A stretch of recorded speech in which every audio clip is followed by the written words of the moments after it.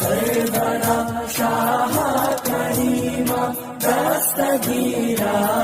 जब सारी जरूरतें सारी हाजतें पूरी करने वाले लोग खत्म हो जाएं, सब अपना दामन झाड़ लें, सब अपने हाथ उठा लें, कोई दस्तगीरी को ना आए, तो उस वक्त नबी की जात मदद करने के लिए तैयार होती है। जहां सारे लोग नफसी नफसी कहते हुए नजर आए, जहां किसी को मजाले दम जदन ना हो, जहां कोई तवज्जो न कर सके, जहां वालदैन की मोहब्बत काम ना आ सके, जहां बेटा भागता हुआ नजर आए, जहां बीवी पहचानने को तैयार ना हो, जहां माँ बेटे को पहचानने को तैयार ना हो, जहां बाप की शफकत काम ना आए, जहां कोई मददगार साबित ना हो, उस परेशानी के आलम में, उस मशक्कत भरे लम्हे में नबी कौनैन की जात आपकी दस्तगीरी और आपकी मदद करती नजर आती है। और नबी फरमाते हैं अना लहा, ऐ मेरी परेशान उम्मत। अब जब सबने हाथ उठा दिए हैं,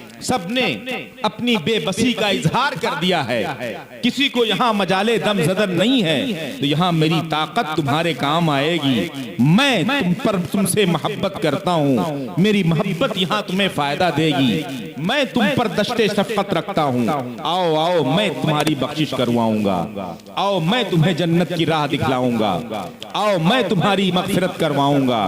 शायर कहता है अजीज बच्चे को माँ जिस तरह तलाश करे, अजीज बच्चे को माँ जिस तरह तलाश करे, कसम खुदा की यही हाल आपका होगा, कसम खुदा की यही हाल आपका होगा। जैसे माँ अपने अजीज बच्चे को तलाशती हुई फिरती है, जो बच्चा गुम हो जाए, यही हाल कल मैदाने महशर में रसूल अकरम नूरे मुजस्सम का होगा कि वो अपनी उम्मतियों को ढूंढते हुए नजर आएंगे। मुसलमानों, ये हद दर्जा शफ़क़त और रहमत ऐसी जगह दस्तगीरी जहाँ सारे रिश्ते मुनक़ता हो जाएं, वहाँ नबी का ये ताआवुन हमारे साथ, नबी की रहमत हमारे साथ ये बताती है कि अकली तौर पर भी सबसे ज्यादा मोहब्बत की हकदार अगर कोई जात है तो रसूल पाक सल्लल्लाहु अलैहि वसल्लम ही की जात है।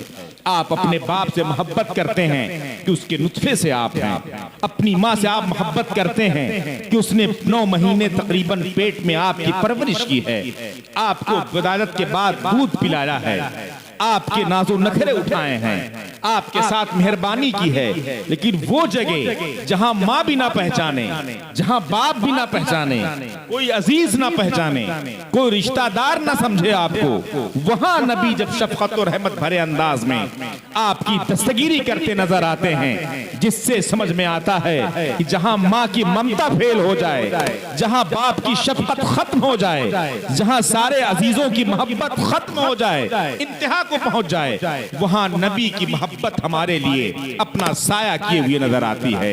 नबी की चादर रहमत रिदाए रहमत व बरकत हमें अपने साए में लेती नजर आती है, जिससे समझ में आता है कि नबी का ये फरमाने आलीशान 100% अकली तौर पर भी समझ में आती है, आता है कि नबी फरमाते हैं ला युमिनु अहदुकुम हत्ता अकूना अहब्बा इलैहि मिन वालिदिही व वलदिही वन्नासे अजमईन। तुम में से कोई शख्स उस वक्त तक सही मानों में मोमिन नहीं हो सकता जब तक मैं उसके नजदीक उसके माँ बाप, उसके भाई बहन, उसके अजीजो अकारीब, हत्ता की सारी दुनिया से ज्यादा अजीज और महबूब ना हो जाऊं। तो मोहब्बत के सबसे ज्यादा हकदार अकली तौर पर भी मेरे नबी पाक सल्लल्लाहु ताला अलैहि वसल्लम ही की जात है। इसलिए कि नबी ही की ऐसी जात है कि जिस नबी से उम्मती जब भी फरमाइश करता नजर आए, जब भी मुश्किल पेश करता नजर आए, वो नबी उसकी दस्तगीरी से कभी हाथ खींचते नहीं, बल्कि उसकी दस्तगीरी करते नजर आते हैं। आला हजरत फरमाते हैं वाह क्या जूदो करम है शहे बतहा तेरा, वाह क्या जूदो करम है शहे बतहा तेरा, नहीं सुनता ही नहीं मांगने वाला तेरा। ऐ मेरे आका, आपके जूदो करम की क्या ही बात है, आपकी सखावतो बख्शिश की क्या ही बात है कि कोई मांगने वाला कभी ना नहीं सुनता। जिस मांगने वाले ने आपसे जब भी मांगा है तो आप उसकी मांग पूरी करते नजर आ रहे हैं। वो मांग पूरी करता कौन नजर आ सकता है? जो मालिको मुख्तार हो, जो बाइख्तियार हो, जो कुव्वत रखता हो। और हकीकत यही है कि अल्लाह रब्बुल इज्जत ने अपने प्यारे नबी को अपना नायबे आज़म बनाकर भेजा है, अपना मजहरे अतम बना के भेजा है, अपना खलीफे मुतलक बना के भेजा है, अपनी मिल्कियत का मालिक बना के भेजा है। बुखारी शरीफ की हदीस है, नबी खुद फरमाते हैं, इन्नी ऊतीतु बिमफातीह खज़ाइनिल अर्द फवुज़िअत फी यदैया। बेशक मुझे रूए जमीन के खजानों की चाबियां दे दी गई, फवुज़िअत फी यदैया, उन चाबियों को मेरे हाथ में रख दिया गया। तो नबी के हाथ में रूए जमीन के खजानों की चाबी जब अल्लाह ने रख दी है, वो नबी जिसे चाहे खजाना तकसीम करें, जिससे चाहे मना कर दें, जिसे चाहे अताओं का समंदर उसके लिए खोल दें और जिसे चाहे उससे बात रखें। दूसरी हदीस में नबी खुद फरमाते हैं, बुखारी शरीफ की हदीस है, अल्लाह युती व इन्नमा अना कासिम। अताएं तो अल्लाह रब्बुल इज्जत करता है, हकीकी अता उसकी है, लेकिन उसने अपनी अताओं का मालिक मुझे बना दिया है। तकसीम मेरे दस्ते अक़दस से अताएं होती हैं। मैं जिसे चाहता हूं उसे दूंगा, मैं जिसे ना चाहूं उससे मना कर दूंगा। आला हजरत गुनगुनाने लगते हैं, इसीलिए हम आला हजरत को आला हजरत कहते हैं कि हर मौके पर आला हजरत ने हम मुसलमानों की रहनुमाई भी की है और हमें सही रास्ता दिखलाया भी है, सही अकीदे की तर्जमानी भी की है, हमारे ईरो ईमान की हिफाजत भी फरमाई है। आला हजरत इन हदीसों को पढ़ने के बाद कहते हैं, ऐ मेरे आका, जब सारी कायनात का मालिक अल्लाह ने आपको बना दिया, आपके दस्ते अक़दस में जमीन के खजानों की चाबियां रख दी गईं, अल्लाह अता करता है, बांटते आप हैं, तो मैं तो कहता हूं कौन देता है? देने को मुंह चाहिए। कौन देता है? देने को मुंह चाहिए। अरे देने वाला है सच्चा हमारा नबी, देने वाला है सच्चा हमारा नबी। कौन दुनिया में अताएं करता है? अता करने के लिए मुंह चाहिए, अता करने के लिए ताकत चाहिए, देने के लिए कुदरत चाहिए। मैं तो कहता हूँ सही मानों में अगर कोई देने वाला है तो सच्चा देने वाला हमारे नबी हैं, हमारे रसूल हैं, वही हकीकत में देने वाले हैं। मुसलमानों, सरकार आला हजरत ने तो अपने नबी की अताओं को इस शेर में अर्ज किया था कि कौन देता है? देने को मुंह चाहिए, देने वाला है सच्चा हमारा नबी। और जाशशीने आला हजरत, नायबे मुफ्ती आज़म हिंद, वारिसे उलूमे आला हजरत हुजूरे ताजुश शरिया रदियल्लाहु ताला अन्हु यूं गुनगुनाने लगते हैं कि ऐ मुसलमानों, मेरे दादा आला हजरत ने कहा था, मेरे नबी की मिल्कियत को बताते हुए, मेरे नबी के इख्तियार को बताते हुए कि कौन देता है? देने को मुंह चाहिए। और मैं ये कहता हूँ जहां बानी अता कर दें, भरी जन्नत हिबा कर दें, जहां बानी अता कर दें, भरी जन्नत हिबा कर दें। अरे नबी मुख्तारे कुल हैं, जिसको जो चाहें अता कर दें। मेरे नबी जहां बानी अता कर दें, ये बहुत बड़ा जुमला है। अहले इल्म से पूछें, हजरत मुफ्ती साहब किबला से कभी मौका लगे तो इसकी तशरीह करवाएं तो आपको बताएंगे ये बहुत बड़ा जुमला है ये कि जहां बानी अता कर दें। जहां बानी के मतलब होते हैं दुनिया चलाने, दुनिया पर हुकूमत करने, पूरी दुनिया पर बादशाहत करने का ओहदा अता करने। लगता है कि बहुत छोटा सा ओहदा है, तो नबी की जाते अक़दस के ताल्लुक से ये बहुत छोटा ओहदा है। एक आदमी एक गांव का मालिक बन जाए, प्रधान हो जाए, एक वार्ड का मेंबर हो जाए, तो फख्र से सीना फुला के चलता है, मैं फला वार्ड का मेंबर हूँ। मेरे सरकार ताजुश शरिया गुनगुनाते हैं कि मेरे नबी की ताकत का हाल ये है कि अगर वो चाह लें तो एक शख्स को सिर्फ एक वार्ड, एक मुल्क, एक जिला, एक सूबा का नहीं, पूरी दुनिया चलाने की हुकूमत उसे अता कर दें, पूरी दुनिया की बादशाहत उसे अता कर दें।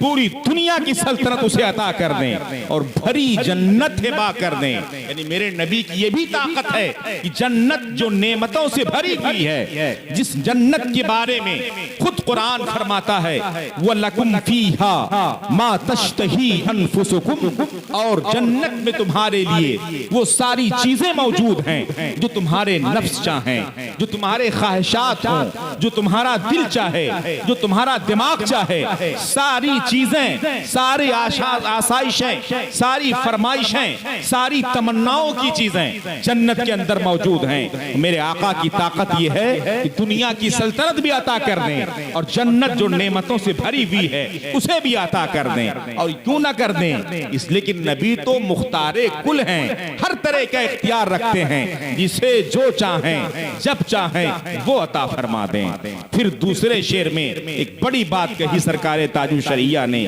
कि जहां में उनकी चलती है वो दम में क्या से क्या कर दें। जहां में उनकी चलती है वो दम में क्या से क्या कर दें। यानी दुनिया में मेरे नबी की चलती है वो पल भर में, दम भर में, थोड़ी सी देर में क्या से क्या कर दें। क्या से क्या करना ये उलमा समझते हैं एक मुहावरा है, एक बोली है। क्या से क्या करना, जब आदमी किसी बड़े काम को अंजाम देना चाहता है तो किनायतन कहा जाता है अभी क्या से क्या कर दूंगा, अभी क्या से क्या हो जाएगा। उस बड़े काम का अगर नाम ले लिया जाए कि अभी गोली मार दूंगा तो आदमी बहुत छोटा समझेगा, आसानी समझ जाएगा। लेकिन अगर मख्फी रख के किनायतन कहा जाए कि अभी क्या से क्या हो जाएगा, अभी क्या से क्या कर दूंगा, जिससे समझ में आता कि कहने वाला बहुत बड़ा काम अंजाम देना चाहता है। तो ताजु शरिया फरमाते हैं जहां में उनकी चलती है, दुनिया में मेरे आका की चलती है, वो दम भर में, थोड़ी सी देर में क्या से क्या कर दें, यानी बहुत बड़ा काम अंजाम दे दें। वो बड़ा काम क्या है उसको दूसरे मिसरे में फरमाते हैं, वो बड़ा काम ये है कि जमीन को आसमां कर दें और सुरैया को सरा कर दें। सुभान अल्लाह, सुभान अल्लाह। जमी को आसमां कर दें, सुरैया को सरा कर दें। वो बड़ा काम मेरे नबी ये कर सकते हैं कि अगर चाहें तो जमीन को आसमान बना दें और सुरैया जो सबसे बुलंद सितारा है उसे सरा जमीन के सबसे निचले तबके तक पहुंचा दें। गोया मेरे आका अगर चाहें तो फकीर को बादशाह बना दें, बादशाह को पल भर में फकीर बना दें। जिसे जो नेमत चाहें, जब चाहें, जिस तरह चाहें, मेरे आका उसे अता फरमा दें। ये मेरे नबी की ताकत है, ये मेरे नबी की कुव्वत है। तभी तो कोई शायर कहता आका आपकी जुबाने अक़दस में ये ताकत है कि तुम्हारे मुंह से जो निकली वो बात हो के रही, तुम्हारे मुंह से जो निकली वो बात हो के रही, फकत इशारे में सबकी निजात हो के रही। जो शब को कह दिया दिन है तो दिन निकल आया, और जो दिन को कह दिया शब है तो रात हो के रही। ऐ मेरे आका आपकी जुबान से जो बात निकल जाए उसे होना ही होना है। आप दिन को रात कह दें तो रात बन जाए, रात को दिन कह दें तो रात दिन बन जाए। मेरे नबी के जुबान अक़दस से जो निकले अल्लाह उसे फौरन पूरा फरमा दिया करता है। और क्यों ना हो, कुरान की आयत शाहिद है कि मा यंतिक़ु अनिल हवा, नबी अपनी ख्वाहिशात से कुछ नहीं बोलते। इन हुआ इल्ला वह्यु यूहा, नबी जो भी बोलते हैं वो वही इलाही हुआ करती है। जुबान मुस्तफा जाने रहमत की होती है, बात खुदाए वहदहू ला शरीक की होती है, बातें खुदा की होती हैं, जुबान मेरे नबी की होती है। आला हजरत गुनगुनाने लगते हैं वो दहन जिसकी हर बात वही खुदा, लफ्ज़ हर का इस्तेमाल किया आला हजरत ने। कोई बात नबी की ऐसी नहीं है जो बगैर वही इलाही के बोलते हों, जो अपनी ख्वाहिशात से बोलते हैं। हर ये मोजिबा कुल्लिया का सूर है जिससे सारे अफराद मुराद होते हैं। उर्दू में हर या सब बोला जाता है तो उसके सारे अफराद मुराद होते हैं जिस पर इस लफ्ज का इस्तेमाल किया जाता है। आला हजरत फरमाते वो दहन जिसकी हर बात वही खुदा, चश्मे इल्म हिकमत पे लाखों सलाम। मेरे नबी का वो दहन है, मेरे नबी की वो जुबान है, मेरे नबी का वो मुंह है जिसकी हर बात ये वही इलाही होती है। जो फरमाते हैं वो खुदा ही का हकीकत में फरमान होता है। बात खुदा की होती है, जुबान मुस्तफा जाने रहमत की हुआ करती है। वो अजीम जात है मेरे नबी हुजूर नूरुल मुजस्सम नबी अकरम सल्लल्लाहु ताला अलैहि वसल्लम की। उनकी सारी बातें हकीकत में खुदाए वहदहू ला शरीक की बात होती है। आज मैंने जिस आयते करीमा की तिलावत का शरफ हासिल किया है, अल्लाह रब्बुल इज्जत का इरशाद है, इन्ना फी खल्क़िस समावाति वल अर्द, बेशक जमीनों और आसमानों के पैदाइश में, वख्तिलाफिल लैल वन नहार, और दिन और रात के उलट फेर में, लआयातिन लिउलिल अलबाब, अक्ल वालों के लिए निशानियां मौजूद हैं। यानी जो अल्लाह ने जमीन और आसमान पैदा किए, इनके दरमियान बहुत सारी चीजों की जो तख्लीक फरमाई, इन सारी चीजों में अगर आदमी गौर करेगा, कायनात आलम के हर एक जर्रे में, हर एक मखलूक में गौर करे और इस बात पर गौर व फिक्र करे कि कभी दिन कभी रात, कभी दिन आता है कभी रात आती है, कभी रात आती है कभी दिन आता है, तो इसमें अक्ल वालों के लिए, होशो खिरत वालों के लिए, फिक्रो तदब्बुर वालों के लिए अहम निशानियां मौजूद हैं, जिससे ये बात समझ में आती है कि अल्लाह रब्बुल इज्जत ने दुनिया की सारी चीजों को अपनी रुबूबियत के इजहार के लिए पैदा किया है, अपनी कुदरत कामिला को बताने के लिए पैदा किया है, अपनी मारिफत के लिए पैदा किया है। समंदर को अल्लाह ने पैदा किया ताकि समंदर की मौजों को देखकर इंसान ये समझे कि इसका कोई पैदा करने वाला है, वो खालिक है जिसके अंदर ऐसी कुव्वत और ताकत है कि मौजें मारते हुए समंदर को पैदा कर सकता है। दरख्त खुदा ने पैदा किया ताकि उससे खुदा तक रसाई हो जाए, पत्थर पैदा किया ताकि उससे अल्लाह आदमी अपने माबूद और खुदा को जान सके। लेकिन कितना बड़ा जुल्म सितम है कि जिन चीजों को अल्लाह रब्बुल इज्जत ने अपनी खुदाई की मार्फत के लिए पैदा किया था, अपने तक पहुंचने के लिए पैदा किया था, अपनी रुबूबियत के इजहार के लिए पैदा किया था, उन्हीं चीजों को लोगों ने अपना माबूद बना लिया। दरख्त को खुदा ने पैदा किया था कि इसके सब्जाजार को देखकर, इसके फूल और पत्तों को देखकर, इसके फलों को देखकर बंदे हमारी खालिकियत को समझेंगे, हमारी रुबूबियत को समझेंगे, हमें अल्लाह मानेंगे। अल्लाह ने जमीन को पैदा किया था कि इसे देखकर इंसान समझेगा कि इसका पैदा करने वाला कोई खुदा है। आसमान को देखेगा, सूरज को देखेगा, चांद को देखेगा, इससे हम तक पहुंचेगा कि इनका कोई पैदा करने वाला है। लेकिन कितना बड़ा जुल्म और सितम है कि जिन्हें अल्लाह ने अपनी मार्फत के लिए पैदा किया था, उन चीजों को लोगों ने अपना माबूद बना लिया।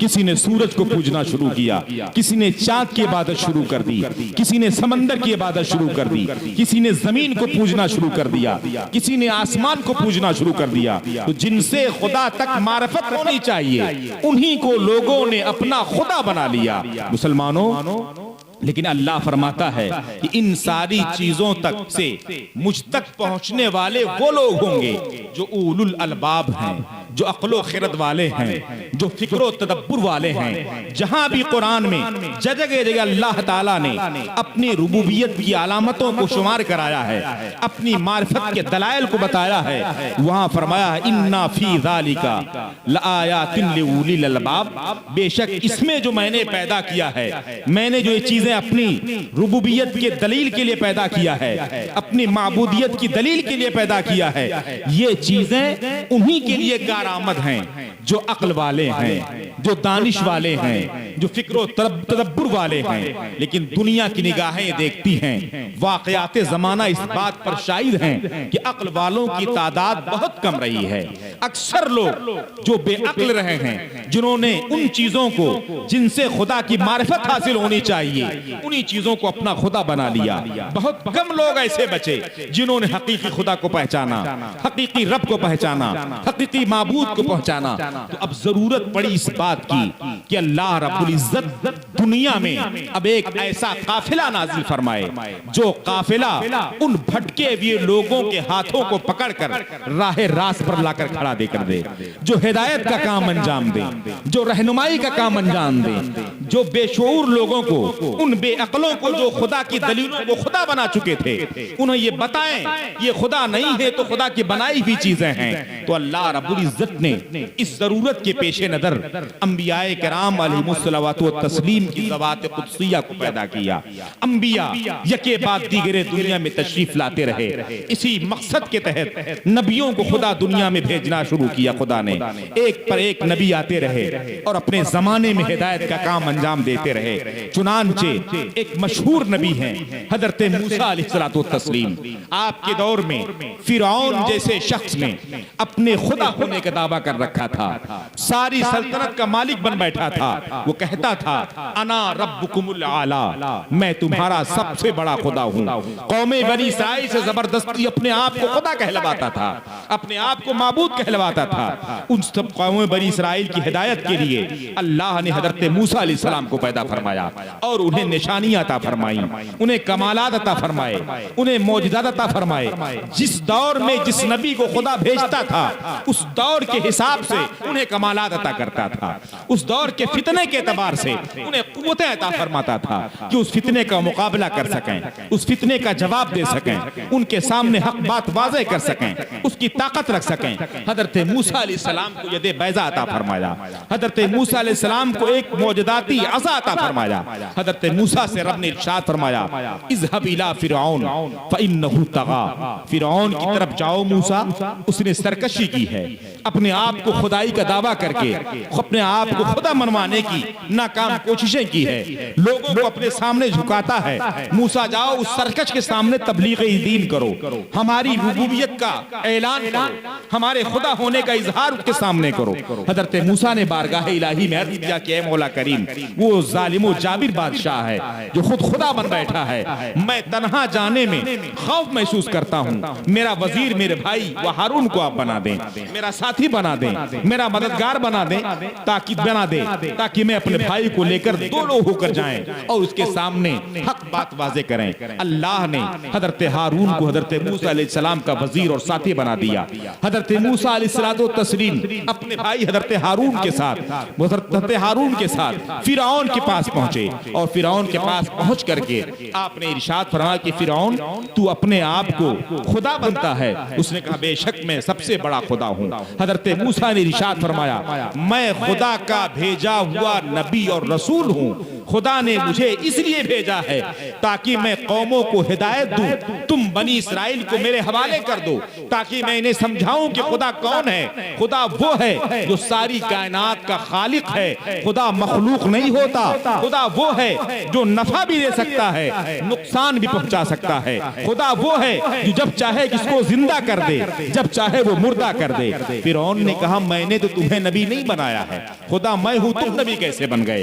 हजरत मूसा फरमाते हैं मुझे नबी बनाने वाली जात खालिक़े कायनात है, तुम मुझे नबी बना ही नहीं सकते, तुम हकीकत में खुदा हो ही नहीं, तुम नबी बनाने की ताकत रखते ही नहीं। मैं तो खालिक़े कायनात की तरफ से नबी बनाकर भेजा गया हूँ, मैं सच्चा नबी हूँ, सच्चे खुदा का नबी हूँ। तू झूठा खुदा है, तू छोटा खुदाई का झूठा दावा करता है, तूने इनको धोखे में रखा है। इस कौम को हमारे हवाले कर ताकि हम इन्हें हिदायत दिखाएं, इन्हें राह हक बतलाएं। तो फिरौन ने पूछा था अगर तुम नबी हो तो कोई मौजिज़ा बताओ, कोई चीज दिखाओ, कोई दलील बताओ जिससे मैं समझूं कि तुम खुदा हो। हजरत मूसा अलैहिस्सलातु तस्लीम ने यदे बैजा निकाला, अपना रोशनी वाला सफेद हाथ दिखाया। तो फिरौन ने कहा तुम जादूगर हो, तुमने जादू से अपने हाथ में रोशनी पैदा कर ली है, ये सफेदी तेरे हाथ में जादू से आई है, मैं इसे मौजज़ा नहीं मानता, कुछ और दिखाओ। हजरत मूसा अलैहिस्सलातु तस्लीम ने अपना आसा मुबारक उसके सामने रख दिया। फिरौन तख्त नशीन था, कुर्सी बादशाहत पर बैठा हुआ था। हजरत मूसा अलैहिस्सलातु तस्लीम ने जैसे आसा रखा, आसा ने अज़दहा की शक्ल इख्तियार कर ली, बहुत बड़े सांप की शक्ल इख्तियार कर ली और शक्ल इख्तियार करके वो सांप रेंगता हुआ चढ़ता हुआ उसके तख्त पर चढ़ गया और अजदहा उसके तख्त पर चढ़कर फिर उसकी कुर्सी तक पहुंचा और अपनी जुबान निकालकर उसकी दाढ़ी तक पहुंचाने लगा। जब उसने ये हरकत की अजदहे ने, फिरौन खौफजदा हो गया, लर्जा बरंदाम हो गया, कांपने लगा और कांप कर खौफ से कहता, मूसा जल्दी इसे अपनी हालत पे लौटाओ, मुझे डर लगता है, मुझे खौफ महसूस हो रहा है। हज़रत मूसा फरमाते हैं, अगर तुम खुदा हो तो खुदा होकर तुम एक किसी मखलूक से डरते हो, वो कैसा खुदा है जो खुदा किसी मखलूक से डर रहा है? अभी मैंने एक मौजज़ा दिखाया है और तुम पर खौफ तारी हो गया, तुम कांपने लगे, तुम डरने लगे। ये डरने वाला खुदा नहीं होता है। खुदा तो वो होता है जिससे सारा ज़माना डरे। खुदा तो वो होता है जिसकी ताकत के सामने सारी ताकतें हैं। खुदा वो होता है जो किसी से डरता नहीं है। खुदा वो होता है जो किसी से खौफजदा नहीं होता, बल्कि सारी कायनात उससे खौफजदा होती है। डर गए एक नबी के थोड़े से मौजज़े को देख करके। हज़रत मूसा अलैहिस्सलातु तस्लीम ने अपने उस असा पर, अजदहे पर अपना हाथ लगाया। हाथ लगाना था कि वो अपनी पहली सीरत और पहली सूरत पर वापस आ गया, वो असा बन गया। हज़रत मूसा अलैहिस्सलातु तस्लीम ने कहा, एक मौजज़ा मैंने दिखाया था, तुम्हारी हालत बिगड़ गई और तुम अपने आप को अना रब्बुकुमुल आला कहते हो। तुम सच्चे खुदा कैसे हो सकते हो कि एक अजदहे से तुम कांपने लगे, खौफजदा हो गए, डर गए। डरने कांपने वाला, एक सांप से खौफजदा होने वाला, ये खुदा कैसे हो सकता है? खुदा तो वो होता है जो सारी कायनात को चलाता है। खुदा वो होता है जो सबका पालनहार होता है। खुदा वो होता है जो सूरज को मशरिक से निकालता है, मगरिब में गुरूब कर देता है। खुदा वो होता है जो जब चाहता है जिसको मारता है, जब चाहता है जिसे जिलाता है। हज़रत मूसा अलैहिस्सलातु तस्लीम के इस मौजज़े से वो खौफज़दा हुआ और उसे मालूम हो चला कि मैं हकीकत में खुदा नहीं हूँ, खुदा वही है जो सारी कायनात का मालिक है। मैं जबरदस्ती खुदा बन बैठा हूँ। इस तरह हज़रत मूसा अलैहिस्सलातु तस्लीम के दरिया अल्लाह रब्बुल इज्जत ने हिदायत का काम अंजाम दिया बंदों के लिए। वो बंदे जो राह हक से भटके हुए थे, जो खुदा को नहीं जानते थे, जो दूसरे शख्स को, दूसरी मखलूक को, जो माबूदियत का लायक नहीं था, माबूद मानते थे, हज़रत मूसा ने उन्हें हिदायत दे दी, वो राह हक पर आ गए। ये सिलसिला जारी रहा। हर दौर में अल्लाह रब्बुल इज्जत अपने नबियों को भेजता रहा, लेकिन आखिर में सबसे आखिरी नबी बनाकर, सबसे आखिरी पैगंबर बनाकर हमारे आपके आका व मौला हुजूर अकरम नूर मुजस्सम सल्लल्लाहु अलैहि वसल्लम को अल्लाह ताला ने आखिरी नबी बनाकर मबूस फरमाया। कुरान में खुदा फरमाता है, वलाकिन रसूलुल्लाहि व खातमुन नबिय्यीन, ऐ मेरे बंदो, ये अल्लाह के रसूल हैं और नबियों के खातम हैं। इन पर रसूलों और नबियों का सिलसिला खत्म हो चुका है। खुद नबी हदीस में फरमाते हैं, अना खातमुन नबिय्यीन, मैं नबियों का खातम हूँ, मुझ पर सिलसिला नबूवत खत्म है। ला नबिय्या बादी, अब मेरे बाद कोई नबी नहीं आ सकता। मेरे आका को अल्लाह रब्बुल इज्जत ने खातमुन नबिय्यीन बनाकर दुनिया में भेज दिया।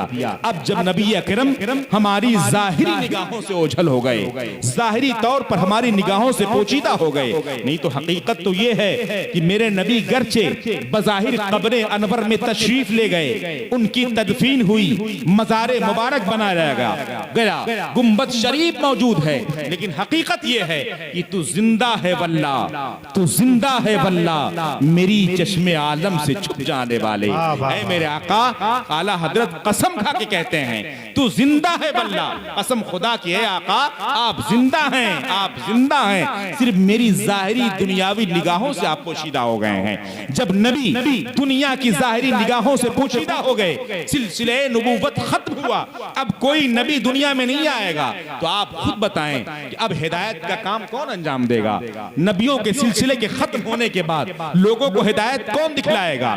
राह हक कौन बताएगा? तो अल्लाह के प्यारे रसूल सल्लल्लाहु अलैहि वसल्लम ने ये कारनामा अंजाम दिया कि हिदायत के सिलसिले को कयामत तक बाकी रखने के लिए, अपनी तहरीक को जिंदा रखने के लिए, अपनी उम्मत के सालिहीन को, अपनी उम्मत के नेकों को, अपनी उम्मत के उलमा को ये जिम्मेदारी अता फरमा दी कि गर्चे मैं जाहिरी निगाहों से ओझल हो जाऊंगा, लेकिन क़यामत तक ये हिदायत का सिलसिला बंद नहीं होगा। मेरे बाद भी ये मेरे नाइबीन तुम्हें हिदायत देते रहेंगे। और इरशाद फरमाया हदीस पाक में, इन्नमल उलमाउ वरथतुल अंबिया, कि बेशक उलमा ये अंबिया के वारिस और अंबिया के नायब हैं। ये नबियों के नायब बनकर, ये सालिहीन नबियों के नायब हैं, ये नेक लोग नबियों के नायब हैं। ये नबियों के नायब बनकर क़यामत तक हिदायत का काम अंजाम देते रहेंगे। इसीलिए कुरान में खुदा फरमाता है ये वो उलमा नाइबीने खुद अंबिया हैं जिन उलमा का हाल ये है, इन्नमा यख्शल्लाह मिन इबादिहिल उलमा, बेशक अल्लाह ताला से उलमा ही खौफज़दा होते हैं, उलमा ही अल्लाह की खशियत रखते हैं। हकीकी खशियत रखने वाले, खुजूस व लिलाहियत के साथ दीन मतीन का काम करने वाले, सदाकत और हक्कानियत के पैकर जो उलमा हैं, वो उलमा नाइबीन अंबिया हैं, अंबिया के वारिस हैं। और अंबिया के वारिस बनकर वही उलमा सलहा क़यामत तक नियाबत का काम अंजाम देते रहेंगे, हिदायत का काम अंजाम देते रहेंगे। मुसलमानों, अब जो फिरके पैदा होने लगे कि ये ख्वाजा कौन है, ये कुतुब कौन होते हैं, ये वली कौन होते हैं, ये शहीद कौन होते हैं, ये भी तो हमारी तरह बंदे हैं, ये भी हमारी तरह मुहताज हैं, ये क्या कर सकते हैं, इनके दर पे जाने की जरूरत नहीं है। तो इससे बचाने वाले अल्लाह ने अपने नाइबीन को पैदा कर दिया है। वो अल्लाह के रसूल ने अपने नाइबीन को छोड़ दिया है। वो नाइबीन बताएंगे कि इनका कहना गलत है, ये हमारी तरह ही से बंदे नहीं हैं, बल्कि ऐसे बंदे हैं जिनको अल्लाह ने इख्तियार दे रखा है, जिनको अल्लाह ने मुमताज कर रखा है, ये ताकत दे रखी है कि हमारी परेशानियां दूर कर दें, हमारी मशक्कतें दूर कर दें, हमारी तमन्नाएं दूर कर दें। खुद हुजूर गौसे आजम दस्तगीर, जिनके शान अक़दस में आज की महफिल भी है, वो गौसे आजम खुद फरमाते हैं अल विलायतु ज़िल्लुन नुबुव्वति वन नुबुव्वतु ज़िल्लुल उलूहियत। बेशक ये विलायत नुबुव्वत का परतो हुआ करती है, और नुबुव्वत ये परतवे जमाले इलाही हुआ करती है। यानी नुबुव्वत ये अल्लाह के जलाल और जमाल का परतो है, और विलायत ये अंबिया का परतो है। हर वली, हर नेक बंदा, हर खुदा का बुजुर्ग बंदा, महबूब बंदा किसी ना किसी नबी का परतो और उसका मजहर बनकर दुनिया में तशरीफ लाता है।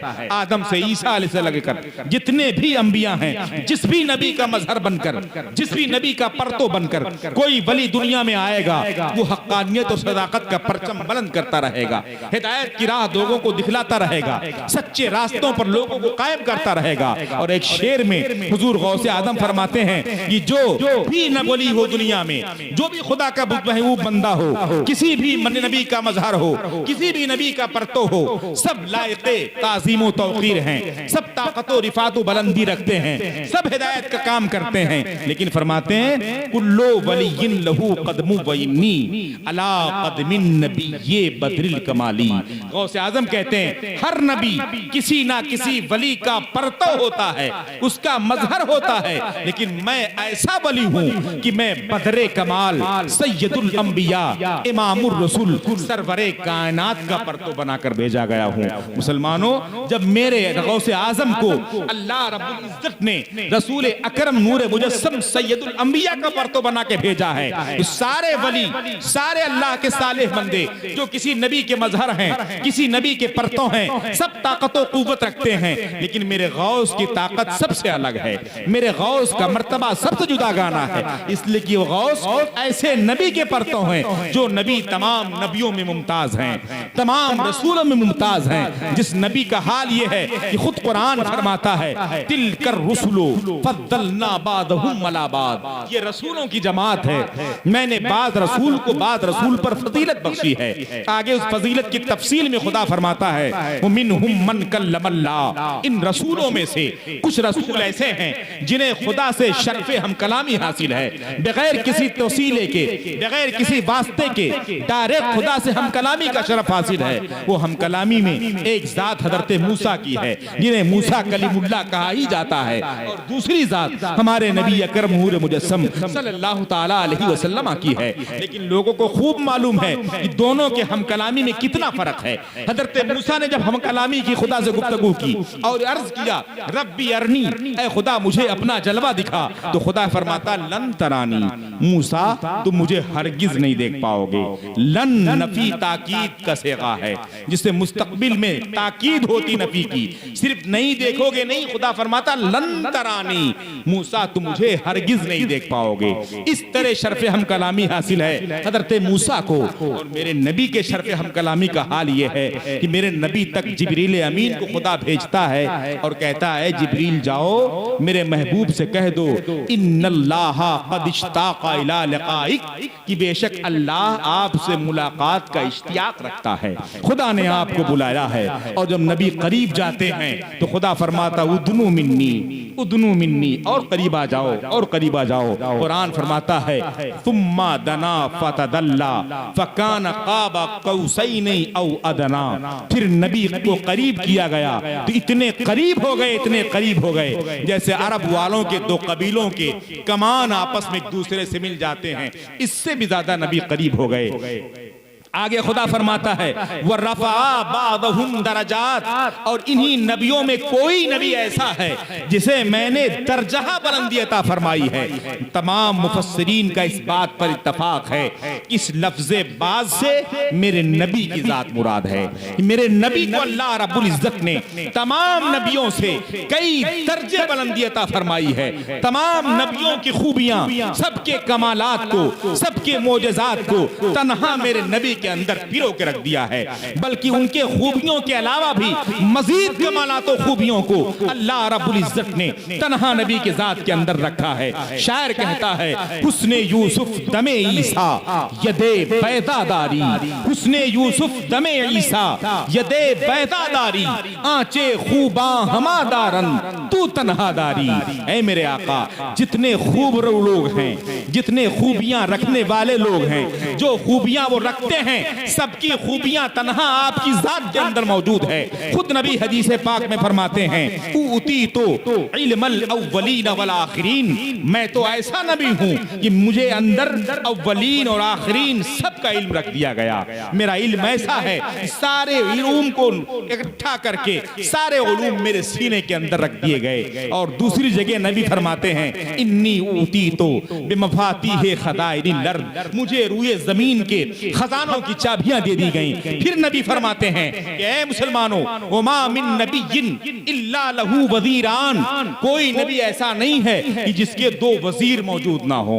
वज़ीरान फिस समा व वज़ीरान फिल अर्द, दो वजीर आसमान के अंदर नबी के लिए होते हैं और दो वजीर जमीन के अंदर होते हैं। फअम्मा वज़ीराया फिस समा, रहे मेरे दो वजीर जो आसमान में हैं, फजिब्रील व मीकाईल, वो मेरे दो वजीर आसमानों में जिब्रील व मीकाईल हैं। वो अम्मा वजीर आया फिल अर्द, और मेरे जो दो वजीर जमीन के अंदर हैं, जमीन पर मौजूद हैं, फहुआ अबू बकर व उमर, वो अबू बकर और उमर हैं। गोया नबी ये फरमाते हैं हर नबी के दो वजीर आसमान में होते हैं, दो नायब दो वजीर जमीन में होते हैं। मेरे दो वजीर जो आसमानों पर हैं वो जिब्रील व मीकाईल हैं, और दो जमीन पर जो मेरे वजीर हैं वो अबू बकर व उमर हैं। इससे नबी ने इस बात का इजहार किया है कि ऐ मेरी उम्मत के लोगों, गोया मेरी सल्तनत और हुकूमत सिर्फ जमीन पर नहीं है, मेरी सल्तनत आसमान पर भी है। अगर आसमान पर मेरी हुकूमत ना होती तो मेरे वजीरों को वहां रहने का क्या मतलब होता। मेरे वजीर आसमान में हैं जिब्रील और मीकाईल की शक्ल में, गोया मेरी सल्तनत वहां भी मौजूद है। मेरे वजीर अबू बकर उमर की शक्ल में दुनिया में मौजूद हैं, गोया मेरी सल्तनत दुनिया के अंदर भी मौजूद है। हर जगह ही मेरी सल्तनत है, हर जगह मेरी बादशाहत है। और नबी जो आते थे वो किसी एक खित्ते के नबी होते थे, किसी एक दौर के नबी होते थे, किसी एक कबीले के नबी होते थे, किसी एक इलाके के नबी होते थे। लेकिन मेरी नबूवत ये है कि इन्नी उरसिलतु इलल खल्क़ काफ़ा, कि मैं तमाम लोगों की तरफ रसूल बनाकर भेजा गया हूँ। मेरी रिसालत महदूद नहीं है। खुद खुदा फरमाता है वमा अरसलनाका इल्ला काफ़तन लिन्नास, ऐ मेरे महबूब नबी, मैंने हर नबियों को महदूद जमाने के लिए नबी बनाया था, मखसूस दौर का नबी बनाया था, मखसूस इलाके का नबी बनाया था, मखसूस कुंबे का नबी बनाया था, मखसूस आबादी का नबी बनाया था। लेकिन मैंने तुमको सारे जहान का रसूल बनाकर भेजा है। तुम नबियों के नबी हो, तुम रसूलों के रसूल हो, हर एक जर्रे के नबी हो, जमीन वालों के लिए भी नबी हो, आसमान वालों के भी रसूल हो। तभी तो आला हजरत कहते हैं खल्क से औलिया, औलिया से रसूल, खल्क से औलिया, औलिया से रसूल, और रसूलों से आला हमारा नबी। मुसलमानों, खल्क से, आम मखलूक से बढ़कर वलियों की जात होती है, वलियों का दर्जा होता है, अल्लाह के महबूब बंदों का दर्जा होता है। उन औलिया शुहदा से, सलाह से बढ़कर रसूलों की जात होती है, उनका मर्तबा होता है, और उन रसूलों में भी सबसे आला जात मेरे रसूल की है। तो इतने बुलंद जात का जो मजहर हो, वो जाहिर सी बात है, जब वो रसूल तमाम रसूलों में मुमताज है, वो रसूल तमाम रसूलों का सरदार है, तो उनके मजहर वलियों में सबसे मुमताज हैं, वलियों के सरदार हैं। मेरे आका सैयदुल अंबिया व रसूल हैं, तो हुजूर गौसे आजम सैयदुल अगवासो वल अख्ताबो वल अफराद हैं, सैयदुल औलिया हैं। मेरे नबी, मेरे आका से आजम का हाल ये है कि मेरे गौसे आजम के दस्ते अक़दस से विलायत तक़सीम की जाती है। खुद हदीस पाक की रिवायत है, नबी पाक इरशाद फरमाते हैं कि ऐ मेरी उम्मत के लोगों, मुझको अल्लाह ताला ने बहुत सारे ओहदे अता फरमाए, बहुत सारे दर्जात अता फरमाए,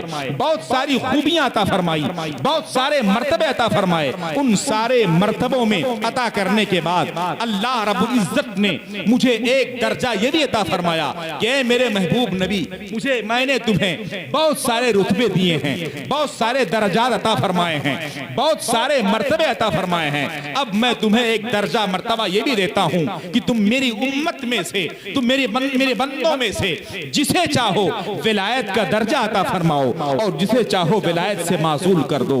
अल्लाह रब्बुल इज्जत ने मेरे नबी को दर्जा और मर्तबा अता फरमाया कि जिसे चाहें वली बना दें, जिसे चाहें विलायत से मुमताज कर दें, विलायत से मुअज़्ज़ज़ बना दें, और जिसे चाहें विलायत से मासूल कर दें। रसूल अकरम नूर मुजस्सम सल्लल्लाहु तआला अलैहि वसल्लम का इरशाद गिरामी है, वो इरशाद फरमाते हैं कि विलायत के तक़सीम करने की जिम्मेदारी अल्लाह रब्बुल इज्जत ने मुझे अता फरमाई थी, लेकिन मैंने अपनी तरफ से ये जिम्मेदारी अपने बेटे अब्दुल कादिर जिलानी को अता फरमा दी है। अब विलायत तक़सीम करने वाले मेरे बेटे अब्दुल कादिर जिलानी होंगे। खुदा ने कासिमे विलायत मुझे बनाया था, खुदा ने विलायत तक़सीम करने का ओहदा मुझे अता फरमाया था, लेकिन मैंने अपनी तरफ से विलायत तक़सीम करने की जिम्मेदारी गौसे आजम दस्तगीर को दे दी है, अपने बेटे अब्दुल कादिर को दी है, अपने बेटे अब्दुल कादिर जिलानी को अता कर दी है। जिससे समझ में आता है कि अल्लाह रब्बुल इज्जत की अताओं से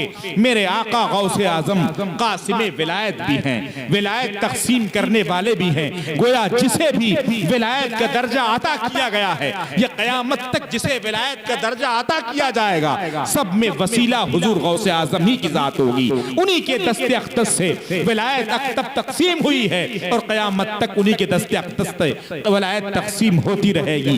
तभी तो आला हजरत कहते हैं, जो वली क़ब्ल थे या बाद हुए या होंगे, जो वली क़ब्ल थे या बाद हुए या होंगे, सब अदब रखते हैं दिल में मेरे आका तेरा, सब अदब रखते हैं दिल में मेरे आका तेरा। ऐ मेरे आका गौसे आजम, जो वली आपके जमाने से पहले के हैं, या जो वली आपके जमाने अक़दस के हैं, या जो वली आपके जमाने के बाद होते रहेंगे, सारे औलिया अपना आपका अदब अपने दिल में रखते हैं। उसकी वजह यह है कि सब वलियों को विलायत आप ही के दस्ते अक़दस से मिलती है। अपनी विलायत का मर्तबा पाने में सारे वली आपका मुहताज हैं, सबके लिए आप वसीला हैं, सबको विलायत देने वाले हैं। इसीलिए मेरे आका गौसे आजम को ये दर्जा नसीब हुआ कि एक दिन बगदाद शरीफ में मिंबर शरीफ पर खड़े होकर गौसे आजम इरशाद फरमाते हैं, कदमी हाज़िही अला रक़बते कुल्ले वलील्लाह, मेरे ये कदम हर वली अल्लाह के गर्दन पर हैं। इस बात पर तमाम मुहद्दिसीन का इजमा है, उलमा का इजमा है। जब गौसे आदम दस्तगीर ने ये इरशाद फरमाया था कि मेरे